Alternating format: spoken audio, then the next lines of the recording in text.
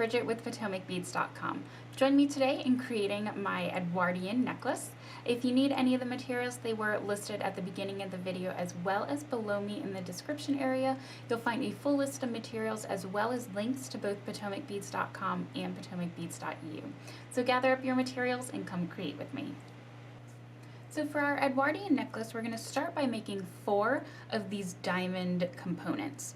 Now I already have my silkies and my tubelets strung on, and I'm going every other one and then back through the way that we strung them on so that we'll make a little diamond.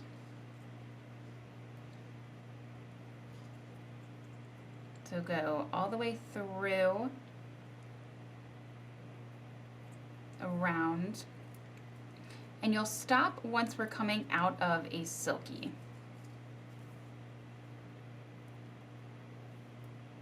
So here we are, and coming out of our silky here, I'm going to pick up a 11 and my OvalDuo and another 11, and I'm going to jump across to my silky on the opposite side and going through that first hole.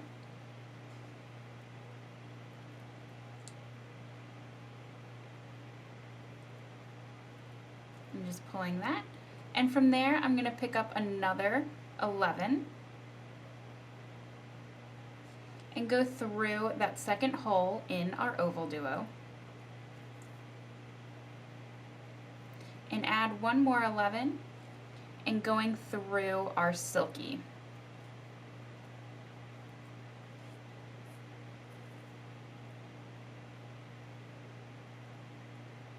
Okay, and from here I'm going to add a 15, 11, 15, 11, and one more 15.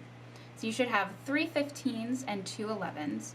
And I'm going to jump up into that top hole of my silky.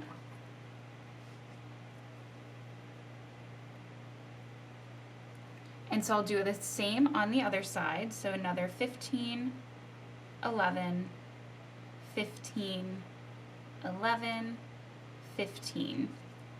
And going through that bottom hole of our silky. So we have a nice border there with our seed beads. I'm going to go through my tubelet and through my next silky and do the exact same. So another 15, 11, 15, 11, and then ending with your third 15. Again, jumping up and through that top hole. And we're going to continue this all the way around until we have all of our silkies bordered with our seed beads. So I just finished going around with my seed beads, and I just went ahead and made a knot with the tail end of my thread. And I'm going to grab some glue. I'm using E6000, but you can use either Loctite or super new glue, whichever you have on hand. And I'm just going to do a little dab onto the OvalDuo.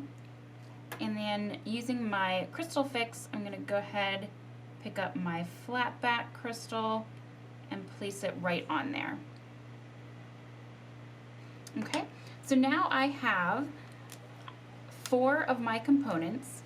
So you'll want to go ahead and make your 4, and then we'll be ready to put them all together. So once you have your 4 components all complete, we're going to start connecting them. And I already have these 2 connected. As you can see, they're connected by the seed beads that are on the outside.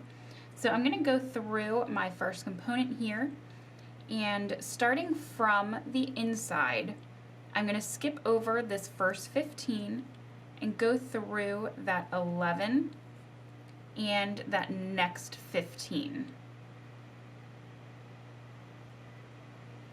And just pull that, and you want to make sure that you do have enough thread at the end to be able to make a knot. So going over to the component you're connecting to, and starting from the inside of this line of seed beads, I'm going to skip over the first 11 and the first 15. So from the inside, it's the 15 and the 11. I'm going to go in to that middle 15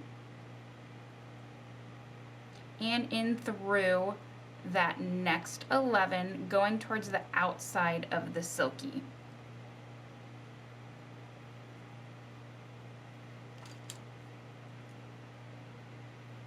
And you do want to make sure that you have a thinner needle, since we are going to be going through the 15s a couple of times. Okay, so you want to pull that and make sure you're not getting your tail end tangled in. And so basically we're just making a loop between these seed beads. So now I'm going to go back up through the first 11 and 15 that I already went through. Go ahead and pull that. And then I'm going to go back down through my other 15 and 11 on my second component.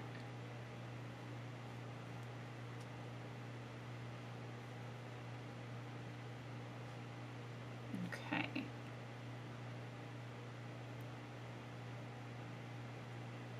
And my 15 is a little tight because I went through with a larger needle. So, like I said, it'll be a lot easier if you use a thinner needle than a size 10, but it does fit through.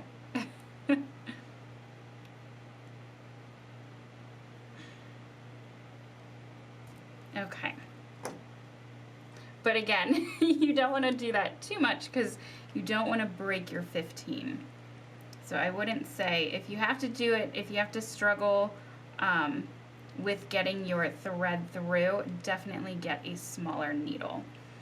Okay, so now that I'm through there, I'm going to go ahead and just tighten up, just pulling with both my working thread and my tail end until they're right next to each other. And I'm going to flip this all over and tie the knot on the back side.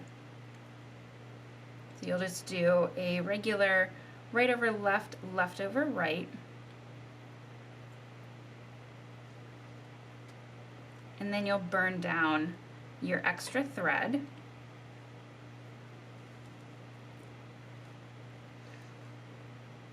And so once you have all of these connected, and again, this one will connect over here, still going through those middle 11 and 15s. And then we'll go ahead and start adding the chain. So now that our components are all connected together, we're going to go ahead and put on our wire. Now I want my necklace to be somewhat of a choker, so it's going to be a little shorter.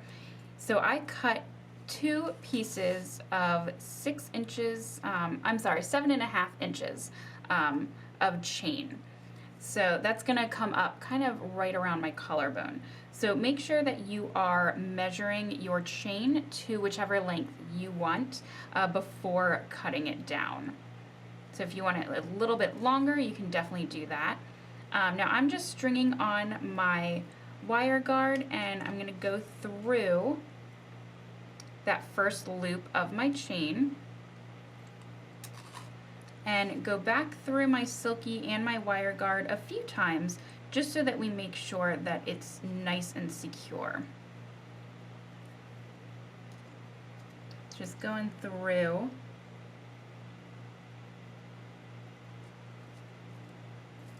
Now I did, with my wire guards, I did kind of make them a little bit wider so that they fit nicely around the tip of my silky. Okay. And once I get through there, I can go ahead and tie a knot with my tail end of my thread. I'm going to do it on the back side so we can kind of hide that knot a little better.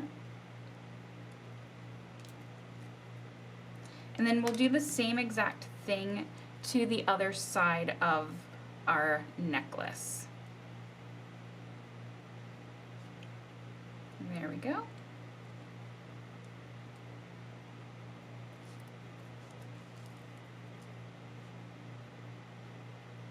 Okay. And we'll just burn down the edges, and there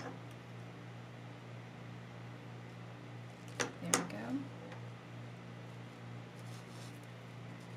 So we have our chain on this side, and we'll go ahead and do it on that side now. So now that we have our wire guards and our chain on, we're gonna go ahead and put our jump rings on. I have one on my one side, and on my second side, I'm gonna add my jump ring and my clasp. Now with my chain, I actually cut off 1.5 inches, so I'm using 6 inches on both sides of my necklace. So like I said before, you do want to make sure that you measure this around your neck and see where you want it to actually lay and fall, and then cut your chain.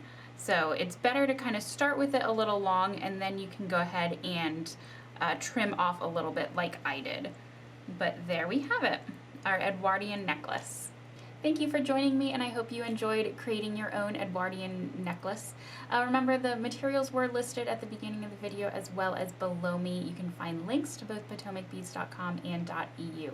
Remember to like and subscribe if you want to get any notifications for any new tutorials we have out for you.